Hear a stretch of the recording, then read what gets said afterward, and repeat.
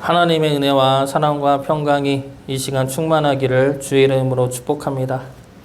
로마서 9장은 이스라엘에 대한 질문입니다. 이스라엘을 하나님이 버린 것이냐? 그러면 하나님이 잘못 선택한 것이냐? 이스라엘이 완악해서 하나님을 믿지 않았다면 완악하게 한 하나님의 잘못이 아니냐? 이러한 질문에 대하여 사도 바울은 하나님이 어떠한 분인지에 대한 설명으로 계속해서 답을 하고 있습니다. 먼저 이스라엘은 말씀의 자녀이지 혈과 육의 자녀가 아니기 때문에 이방인들도 말씀과 믿음으로 하나님의 백성이 된 이스라엘이라 말합니다. 그리고 구원은 긍휼의 하나님이 베푸신 은혜입니다. 그 긍휼의 하나님이 지금도 우리를 구원하기 위해 은혜의 그릇으로 빚고 다듬어 가고 계십니다. 여기까지가 오늘 본문 앞까지의 내용이죠. 그리고 오늘 본문은 결론입니다. 그래서 지금 이스라엘은 어떻게 된 것이냐? 이 질문에 대한 대답이면서 결론은 단순하게 말하면 이스라엘 스스로 하나님을 버린 것이다 라는 겁니다. 하나님은 구원의 은혜를 베풀고 계시지만 이스라엘 스스로 하나님을 의지하지 않았다 말하고 있는 것이죠. 그러면서 하는 말이 부딪힐 돌에 부딪혔다 말합니다. 32절 말씀 보겠습니다. 어찌 그러하냐? 이는 그들이 믿음을 의지하지 않고 행위를 의지함이라. 부딪힐 돌에 부딪혔느니라. 여기서 부딪힐 돌이 누구입니까? 예수님이죠. 이스라엘은 의회법을 따라갔고 행위를 의지했습니다.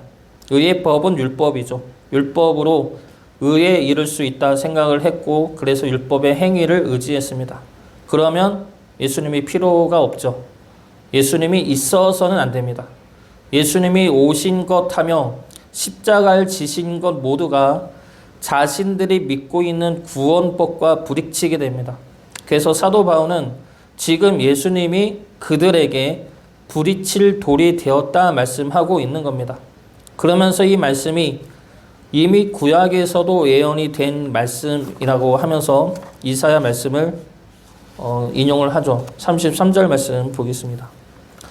기록된 바 보라 내가 걸린 돌과 거치는 바위를 시온에 두노니 그를 믿는 자는 부끄러움을 당하지 아니하리라 함과 같으니라.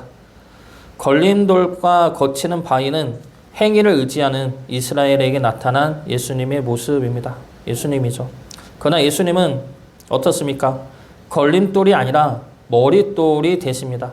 시편 118편 21절부터 24절까지 말씀입니다. 주께서 내게 응답하시고 나의 구원이 되셨으니 내가 주께 감사하리이다. 건축자가 버린 돌이 집 모퉁이의 머릿돌이 되었나니 이는 여호와께서 행하신 것이요 우리 눈에 기이한 바로다. 이 날은 여호와께서 정하신 것이라 이 날에 우리가 즐거워하고 기뻐하리로다. 머릿돌은 건축물의 기초가 되는 돌입니다. 주님이 우리 구원의 기초가 되시고 우리 믿음 역시 주님으로부터 시작이 되어야 합니다. 주님으로부터 구원과 믿음이 시작이 되지가 않으면 우리에게 구원은 임할 수가 없고 우리의 믿음 역시 무너지게 됩니다. 그러나 주님으로부터 우리 구원과 믿음이 시작이 된다면 우리의 구원은 흔들리지 않고 우리의 믿음 역시 굳건하게 자라나게 될 것입니다. 우리에게 주님은 어떠한 돌이 되고 있습니까? 걸림돌이 되고 있습니까? 머릿돌이 되고 있습니까? 오늘 말씀 통해 주님의 십자가가 우리에게 걸림돌이 아니라 머릿돌이 되어 그 십자가 위에 우리의 믿음이 견고히 세워져 가기를 주의 이름으로 축복합니다. 먼저 주님의 십자가는 대속의 십자가입니다. 주님은 십자가를 통해 우리의 죄를 대속하여 주셨습니다. 그래서 우리에게 있어서 주님의 십자가는 대속의 십자가이죠. 그런데 행위를 의지하는 이스라엘에게 있어서 십자가는 어떠합니까? 대속의 십자가가 있을 수는 없습니다. 대속의 십자가가 있다면 내가 내 힘으로 구원받을 수 없음을 의미하죠. 그거는 자신의 열심과 노력에 대한 참을 수 없는 모욕이 되는 겁니다. 자신들은 충분히 율법을 지킴으로 구원에 이를 수 있다 생각했기 때문이죠. 이들의 이러한 생각은 보편적인 생각이고 우리 모두가 당연하게 생각하고 있는 것들입니다. 불교만 봐도 해탈에 이르는 것은 자기에게 달려있죠. 자신이 얼마나 수련을 했고 깨달음을 얻었는지에 달려 있습니다. 기독교를 제외한 어느 종교를 봐도 그렇죠. 각 종교에서 말하는 최고의 단계, 기독교는 구원과 영생이라면 불교에서는 해탈이고 부처가 되는 것이죠. 그것에 이르기 위해서는 개인의 열심과 노력이 있어야 합니다. 우리나라 무속신앙도 마찬가지이죠. 죽어서 심판을 받게 되는데 그 심판의 기준은 어떻게 살았느냐입니다. 사람의 행위에 따라 심판을 받게 되기 때문에 중요한 것은 내가 얼마나 선하게 살았느냐, 착하게 살았느냐이죠. 그래서 중요한 것은 내 자신입니다. 내가 어떻게 사는지에 따라 죽음 이후의 삶이 결정된다는 것이죠. 그런데 이렇게 해서 구원에 이를 수 있는 이는 아무도 없습니다. 그러나 그걸 모르고 열심히 종교적인 율법과 교리를 지키며 선하게 살려 노력을 하죠. 선하게 사는 것이 잘못되었다는 것이 아닙니다. 선하게 살아야죠. 우리 믿는 이들도 선하게 살아야 합니다. 믿음에만 머물지 말고 행위까지 이어져야 하죠. 그런데 여기서 중요한 것은 그 믿음의 길을, 의에 이르는 길을 이제는 나 혼자 가는 것이 아니라 주님도 함께 하신다는 겁니다. 주님의 십자가가 대속의 십자가인 것은 주님이 우리 죄를 대속하여 주셨기 때문이죠. 우리 혼자 의에 이를 수 없기 때문에 주님이 대신하여 우리를 의롭게 하신 것입니다. 그래서 우리 스스로 율법을 지키라 말씀하시는 것이 아니라 우리 스스로 의에 이르라 명하시는 것이 아니라 우리가 못하니까, 우리가 할 수 없으니까 주님이 대신 해 주신 겁니다. 그리고 이것은 구원에만 이르는 문제가 아니라 우리의 삶 전체에 걸쳐서 행하시는 주님의 은혜입니다. 그렇기 때문에 우리가 가는 이 길은 나 혼자 하나님의 말씀에 들으려고 애쓰는 길이 아니라 주님이 함께하는 길이고 주님의 은혜와 용서와 사랑이 우리를 의롭게 만들어 가는 길이라는 겁니다. 소년과 두더지와 여우와 말이라는 단편 만화가 있습니다. 되게 짧은 만화인데 그 만화는 어린 소년이 두더지와 여우와 말과 친구가 되어 집을 찾아가는 내용입니다. 근데 그 만화 중간에 이러한 대화가 나옵니다. 소년이 말에게 묻습니다. 너가 해본 가장 용감한 말이 뭐야? 이렇게 물어보니까 말이 대답을 합니다. 도와줘. 도움을 구하는 건 포기하는 게 아니라 포기하기를 거부하는 거지. 그래서 도와줘라는 말이 가장 용감한 말이야. 이런 말을 합니다. 우리 구원과 신앙생활도 마찬가지입니다. 우리 힘으로는 구원을 받을 수가 없습니다. 우리 능력으로는 성화에 이를 수가 없습니다. 그래서 주님에게 도움을 구하고 주님의 능력을 의지하는 겁니다. 우리가 할 수 없으니까, 우리 힘으로 이뤄낼 수 없으니까 주님이 오셨고 주님이 함께 하십니다. 우리가 구원에 이를 수 있도록, 우리가 죄로부터 자유할 수 있도록, 우리가 온전한 하나님의 백성으로 설 수 있도록 주님이 오셔서 우리를 대속하시고 도와주시고 함께 하십니다. 주님의 능력을 구하고 의지하시기 바랍니다. 주님의 능력으로 죄 사함을 받아 완전한 주의 자녀가 되어 가기를 주의 이름으로 축복합니다. 두 번째로 주님의 십자가는 은혜의 십자가입니다. 구원받을 수 없는 우리를 구원하신 것이 주님의 십자가이고 그래서 십자가는 은혜의 십자가입니다. 그러나 이스라엘에게 있어서 십자가는 은혜의 십자가가 될 수가 없습니다. 구원은 은혜로 주어지는 것이 아니라 내 열심과 노력으로 주어진다 생각하기 때문이죠. 그래서 구원은 은혜가 아니라 내 열심히 이루어낸 보상입니다. 당연한 것이고 주어지지 않으면 불합리한 것이 되는 것이죠. 이것은 우리를 향한 하나님의 은혜와 축복에 대하여 우리가 어떻게 바라보고 있는지에 관한 문제입니다. 대부분의 사람은 자기의 의나 공로를 드러내기를 좋아하죠. 그래서 구원은 하나님의 은혜이지만 그 은혜 속에 자기의 의나 공로를 슬쩍 끼워 넣는 겁니다. 나를 구원하신 것은 하나님의 은혜이지만 그 은혜가 오게 한 것은 내가 하나님을 믿었기 때문이다. 이런 식이죠. 축복도 마찬가지입니다. 하나님의 축복이 임하면 내가 순종했기 때문에, 내가 신앙생활을 잘 했기 때문에, 내가 헌금을 잘했기 때문에 하나님의 축복이 임한 것이라 생각합니다. 하나님에게 감사하면서도 내 의를 이렇게 살짝 끼워 넣는 것이죠. 저도 그렇습니다. 축복이 임하면 내가 뭘 했지? 내가 뭘 했길래 하나님이 이러한 축복을 내리신 걸까? 부터 생각을 하게 됩니다. 어려움이 임해도 그렇죠. 내가 뭘 잘못했지? 내가 뭘 잘못했길래 하나님이 이러한 어려움을 주시는 것일까? 이러한 생각이 틀린 생각인 걸 알면서도 자연스럽게 들게 됩니다. 축복이 임하거나 환난이 임하는 이유를 크게 세 가지 경우로 나눌 수가 있습니다. 환난이 임하는 경우만 보면 내가 잘못하는 경우, 내가 죄를 지어서 환난이 임하는 경우가 있습니다. 두 번째 경우는 나와 상관없이 임하는 경우가 있습니다. 다른 이들의 잘못으로 사고가 나거나 천재지변으로 인해 억울하게 사고가 나는 경우나 악한 일을 만나서 어려움을 겪는 경우들, 나와는 상관없는 일로 이렇게 어려움을 겪는 경우가 있습니다. 세 번째 경우는 하나님이 주시는 경우입니다. 하나님이 나를 이끄시기 위해 하나님의 뜻을 알게 하기 위해 주는 경우입니다. 요셉의 환난이 그러한 경우이죠. 근데 이 세 가지 경우는 따로 분리되어 생기지가 않습니다. 서로가 얽히고 설켜서 생겨나죠. 그래서 우리가 환난이 임하든 축복이 임하든 이것을 단순히 내가 죄를 지어서 또는 내가 순종해서 임하는 경우로만 볼 수는 없습니다. 환난이 축복인 경우도 있고 축복이 시험이 되는 경우도 많습니다. 그리고 그것이 내 잘못인 경우도 있고 내 잘못이 아닌 경우도 있습니다. 그런데 이걸 알면서도 우리가 환난이 임하면 내 잘못으로, 축복이 임하면 내 의로 여기는 이유가 무엇입니까? 우리의 죄성이 우리 중심으로 생각하게 하기 때문입니다. 무엇이냐면 환난이 임하는 경우가 내 잘못이라면 내 잘못을 고치면 되죠. 축복이 임하는 경우가 내가 잘한 것이라면 계속 그렇게 잘하면 됩니다.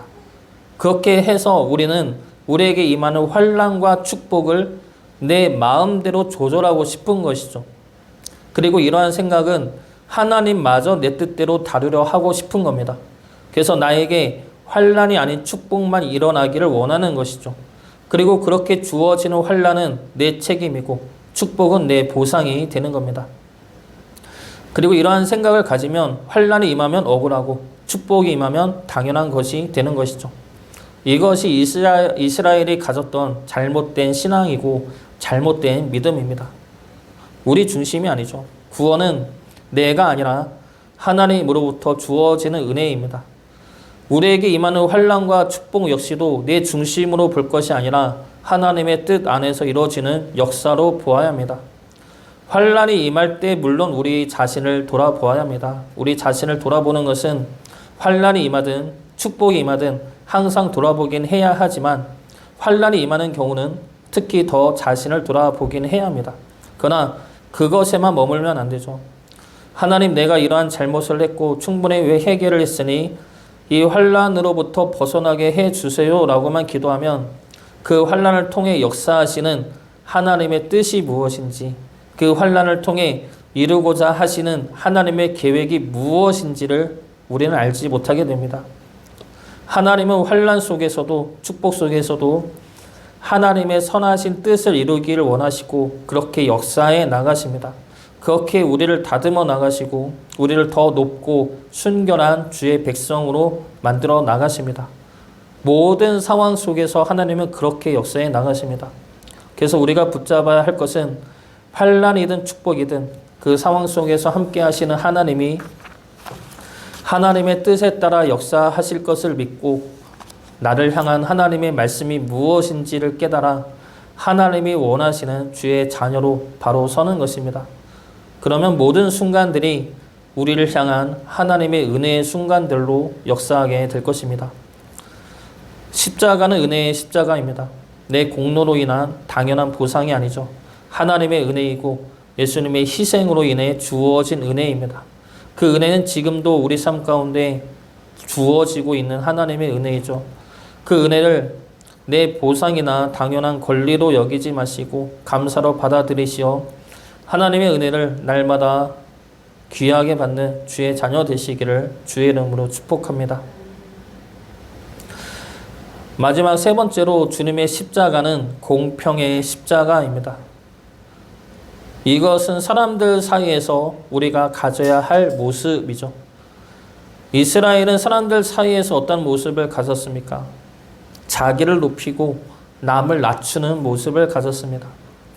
사람들 간의 차별을 만들고 계급을 만들었습니다. 그래서 자신들은 의인으로 높이 서고 자신과 다른 이들은 죄인으로 낮추어 정죄하고 비난하고 더러워했습니다. 자신들은 율법을 열심히 지켰기 때문에 그만큼 높은 사람이고 그만큼의 대우를 받는 것이 당연하다 생각하는 것이죠. 반대로 죄인들은 율법을 지키지 않았기 때문에 죄인이고 죄인 취급을 받는 것이 당연하다 생각하는 겁니다. 이것이 구원이 자신의 힘으로 이루어질 수 있다고 믿을 때 생겨나는 악한 모습입니다. 구원은 우리의 힘이 아니라 은혜로 주어지는 것입니다. 우리가 은혜로 구원을 받았으면 다른 이들 역시 하나님의 은혜로 구원을 받게 될 것입니다. 그렇기 때문에 우리가 다른 이들을 볼 때 율법의 기준으로 정죄하거나 신앙의 모습으로 판단을 해서는 안 됩니다. 예전에 어느 목사님한테 들은 이야기인데 그 목사님 교회에 어느 한 여인이 목사님을 찾아왔다고 합니다. 그 평일날 오후에 찾아왔다고 합니다. 찾아와서 하는 말이 교회 예배를 드리고 싶다는 것이죠.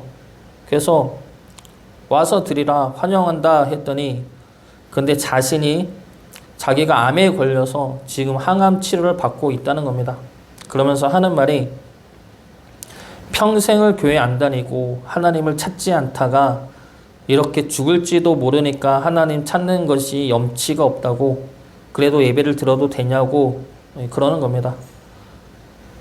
그래서 그 목사님 입장에서는 안쓰러우면서도 감사한 이야기죠. 그래서 얼마든지 교회 와서 예배 들어도 된다. 하나님도 기뻐하시고 기다리신다. 걱정하지 말고 교회 와서 예배 드리라 라고 좋게 말을 했다고 합니다. 그래도 그 여인이 머뭇거리자 다른 사람들이 흉보지 않을까 그것이 걱정이 되어서 그러면 수요 예배부터 나오시라. 그때는 교인이 얼마 없으니까 조용히 예배 드리고 갈 수 있을 거다 라고 이야기를 했답니다. 그래서 그 여인이 알겠다고 수요 예배에 나오겠다 하고 돌아갔습니다. 그리고 나서 수요 예배가 됐는데 수요일이 돼서 예배를 드리는데 그 여인이 없는 것이죠. 그 다음 주도 안 나와서 그냥 다른 교회를 갔었나 보다 라고 생각을 했는데 우연찮게 그 여인을 다시 만나게 되었다는 겁니다.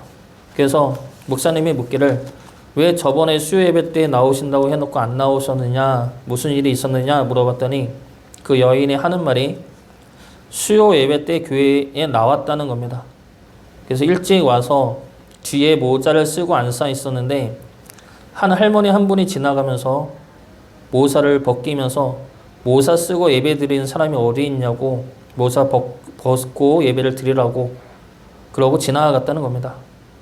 그래서 예배를 드리려면 모자를 벗어야 하는구나 라는 것을 알게 되었는데 자신은 항암 치료 중이라 머리가 빠져서 흉하기 때문에 모자를 예배 시간 동안 모자를 벗고 있을 용기가 차마 없었다는 것이죠.